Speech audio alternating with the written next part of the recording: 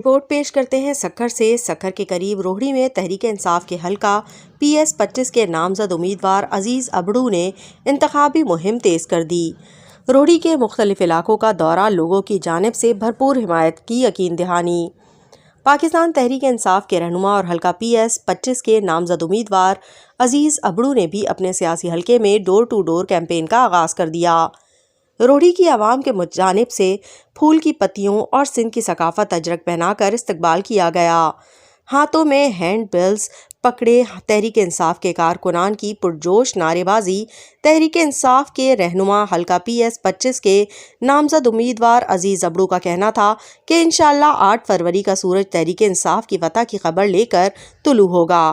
ملک باشعور عوام تحریک انصاف کو کامیاب دیکھنا چاہتی ہے اور روہڑی کی عوام 8 فروری کو ووٹ دینے ضرور نکلے اور بلین پر مہر لگا کر ثابت کر دے کہ وہ تحریک انصاف کے ساتھ ہے۔